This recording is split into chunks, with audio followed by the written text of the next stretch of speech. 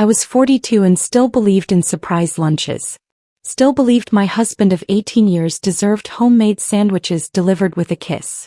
The autumn rain drummed against Jordan's silver BMW as I slipped into the backseat, clutching his favorite turkey club. The leather was cold against my skin, smelling of his cologne and something else. Something floral I didn't recognize. Through the tinted windows, I watched the law firm's glass doors, imagining his face when he'd find me waiting. We'd been distant lately, ships passing in our suburban hallway, but I blamed his new partnership stress. Marriage required effort, my mother always said. So here I was making effort. The passenger door clicked open. High heels tapped against the pavement. A woman slid in, blonde, young, wearing Jordan's favorite shade of red lipstick. My heart stopped. Then Jordan appeared, scanning the parking lot before settling into the driver's seat. He didn't see me. Neither did she. Are you sure she doesn't suspect anything? The woman asked, adjusting the rearview mirror to check her makeup. My breath caught in my throat as recognition hit me like a punch. My younger sister. My maid of honor. My best friend. Trust me, Emily's clueless. Jordan laughed, starting the engine. She's too busy playing housewife to notice what's right in front of her. I pressed myself deeper into the leather, invisible in my own husband's car. The sandwich bag crinkled in my trembling hands. Luna examined her nails. French manicured, expensive. When had she started getting manicures? The lawyer said the house transfer papers just need her signature, Luna continued, her voice casual as discussing weather. Once we have that, the life insurance policy kicks in automatically if anything happens. My blood turned to ice water. The recent conversations about updating our will suddenly made terrifying sense. Jordan's insistence I sign papers for tax purposes. His newfound interest in my evening walks alone. The brake lines on her car were easy enough to compromise, Jordan murmured, backing out of the parking space. Dr. Morrison already documented her depression and anxiety in her medical files. If the accident doesn't work, we'll go with suicide. Either way. Luna's hand found his thigh. Poor grieving husband and sister inheriting everything. It's almost poetic. They drove toward downtown, discussing my death like a weekend vacation. I memorized every word, every detail, every casual laugh. The woman I'd loved like a daughter and the man I'd trusted with my life were planning my murder. I waited until they parked at the Marriott downtown, watching them disappear into the lobby with practiced ease.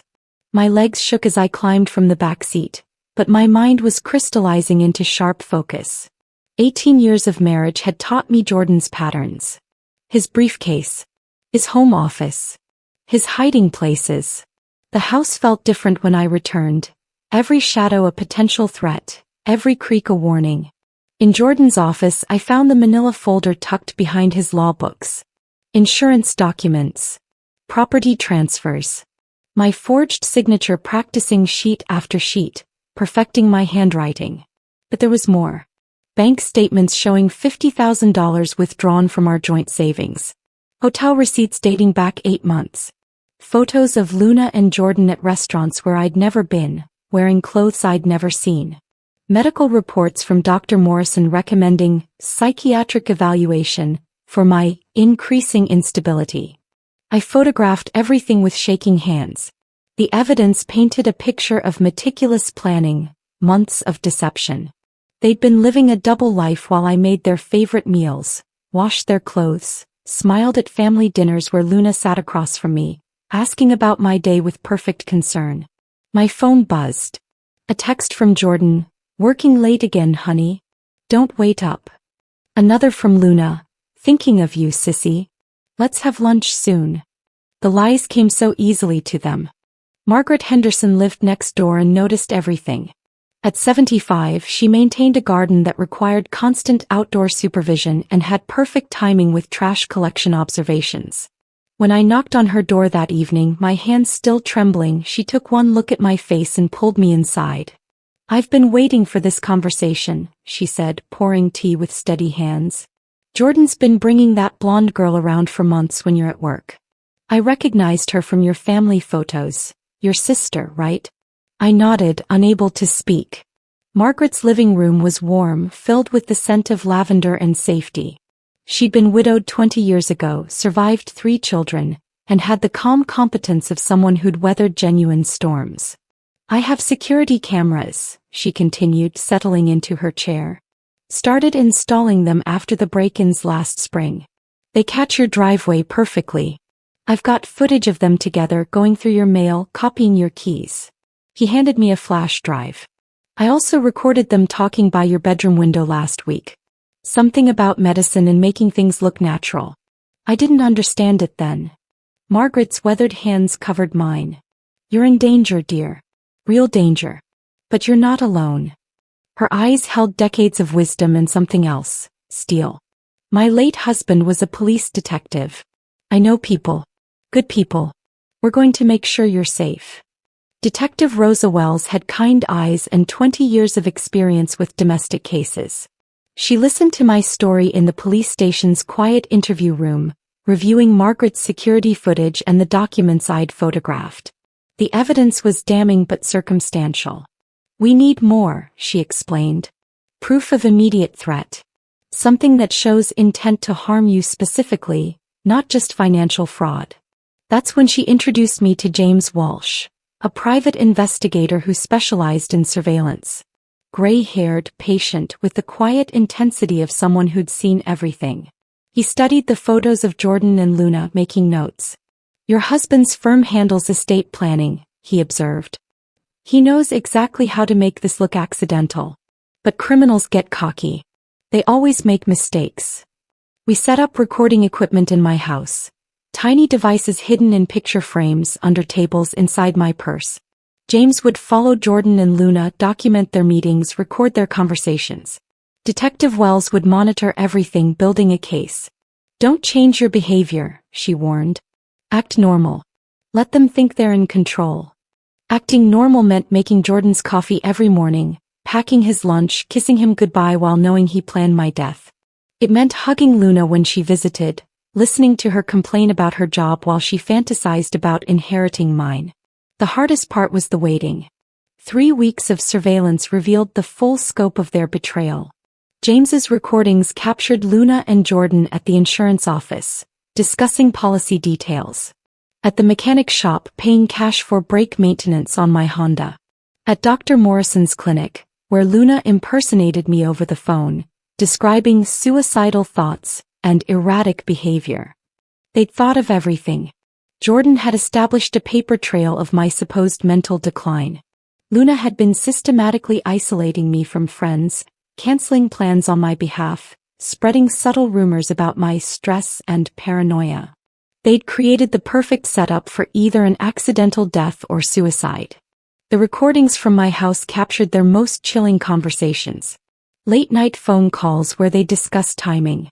Luna suggesting they wait until after Thanksgiving, so it doesn't seem suspicious. Jordan calculating insurance payouts and property values. She trusts me completely, Luna laughed during one call. Still thinks I'm her baby sister who needs protecting. Detective Wells's expression darkened as we reviewed the evidence. This level of premeditation, we're talking about conspiracy to commit murder. Insurance fraud. Document forgery. They're looking at decades in prison. But we needed them to make a move. Something definitive that would trigger arrests before they could hurt me. The trap was set. I just had to survive long enough to spring it. James handed me a panic button disguised as a car key fob. Anything feels wrong, you press this. We'll be there in minutes. The plan was simple and terrifying. I would sign the house transfer papers they'd been pressuring me about, but James would be recording everything. Detective Wells and her team would be positioned nearby, ready to move when Jordan and Luna revealed their intentions. Jordan seemed surprised when I agreed so readily. You're sure about this, honey? It's just for tax purposes, but it's a big step. I trust you, I said, the lie burning my throat. You know what's best for our future. Luna arrived for moral support, playing the concerned sister perfectly. She brought flowers, white lilies. Funeral flowers, I realized with sick irony. Her performance was Oscar-worthy. Loving concern, gentle encouragement, sisterly solidarity. The lawyer was Dr. Morrison's brother-in-law, I discovered. Another piece of their network. He explained the documents with practiced ease, pointing to signature lines, notary seals, witness requirements. Everything looked legitimate to the untrained eye. But James's investigation had uncovered the truth. Once I signed, I would legally own nothing. My life insurance policy would pay double for accidental death. The house would transfer automatically to Jordan, then to Luna if anything happened to him. They'd created a perfect financial motive chain. Just sign here, Luna smiled, pointing to the final page. Her fingers were steady. Her voice was warm. Her eyes held nothing but calculation. I picked up the pen, knowing the cameras were recording everything, knowing my safety depended on playing this role perfectly.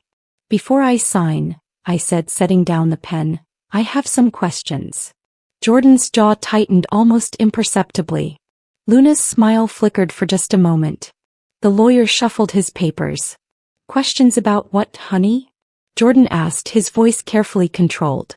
I pulled out my phone and placed it on the table. James's app was recording everything. About the $50,000 you withdrew from our joint savings. About the hotel receipts. About why Luna's been visiting when I'm at work. The temperature in the room dropped 10 degrees. Luna's face went pale beneath her perfect makeup. Jordan's lawyer training kicked in immediately. Deny everything, control the narrative, minimize damage. Emily, you're not thinking clearly, he said, reaching for my hand. I pulled away. You've been under so much stress lately. Dr. Morrison said. Dr. Morrison, who's been documenting my supposed mental illness without ever treating me? Dr. Morrison, whose brother-in-law happens to be sitting right here, encouraging me to sign away my house. Luna tried a different approach. Sissy, what's gotten into you? We're family. We love you. Like you loved me when you were discussing my break lines? When you were planning whether my death should look like an accident or suicide? Their faces went white. Jordan's hand moved toward his phone. Luna started to stand. The lawyer was already backing away from the table. I wouldn't, I said calmly. Detective Wells is listening to every word. James Walsh has been following you for weeks. Margaret Henderson's security cameras caught everything. The silence stretched like a held breath. You're bluffing, Jordan said, but his voice cracked slightly. You don't have anything. I pulled out the manila folder I'd taken from his office. Bank statements, hotel receipts, insurance documents, practice sheets of my forged signature. I spread them across the table like a poker hand. $50,000 in cash withdrawals. 8 months of hotel meetings. Plans to compromise my break lines. Discussions about timing my death for maximum insurance payout. I looked directly at Luna. Medical reports about my depression that you helped fabricate. Luna's composure cracked completely. You don't understand him. Jordan and we fell in love. It wasn't supposed to happen, but murder seemed like a reasonable solution? We never meant, Jordan started. You discussed break lines, Jordan. You talked about making it look natural. You forged my signature and planned to steal my house. My voice was steady, surgical. You didn't just betray me. You planned to kill me. The lawyer was edging toward the door. Jordan grabbed Luna's hand, their fingers intertwining with desperate intimacy. Even now, even caught, they reached for each other first. The police are outside, I continued. James Walsh has recordings of everything. Your own conversations, your own plans, in your own voices. Through the window I could see Detective Wells approaching the building. 2 patrol cars pulled into the parking lot. The trap was closing. Luna started crying, real tears this time, not performance. I'm pregnant, Jordan's baby. We just wanted a life together. Then you should have divorced me, I said simply, instead of planning my murder. 6 months later, I sat in the courtroom for their sentencing. Jordan got 15 years for conspiracy to commit murder, insurance fraud, and document forgery. Luna got 12 years for her role in the plot. Dr. Morrison lost his license and faced criminal charges. The lawyer was disbarred and under federal investigation. I watched them led away in handcuffs, 2 people I'd loved more than anyone in the world. Luna was showing now, 5 months pregnant with the child that would grow up knowing its parents tried to murder its aunt. Jordan looked older, grayer, diminished without his expensive suits and confident smile. They'd both apologized during their testimony. Claimed they'd never actually intended to hurt me, that it was just fantasy, just planning that got out of hand. The recordings proved otherwise. Their own voices, their own words, their own careful premeditation. Margaret Henderson testified about the security footage. Detective Wells presented the evidence methodically, professionally. James Walsh's surveillance work was thorough, damning, irrefutable. The jury took 40 minutes to convict them both. Now I stood outside the courthouse, breathing free air, feeling autumn sun on my face. Margaret squeezed my arm with gentle strength. Detective Wells shook my hand with professional respect. James Walsh nodded with quiet satisfaction. "What's next for you?" Margaret asked as we walked to our cars. I thought about the house that was truly mine now, the insurance money I donate to domestic violence shelters, the speaking engagements about recognizing dangerous relationships. I thought about the woman I'd become, stronger, wiser, more careful with trust but not closed to love. "I'm going to help other people," I said simply. "Make sure what happened to me doesn't happen to them." The sunset painted the courthouse steps gold. Justice wasn't perfect, but it was real.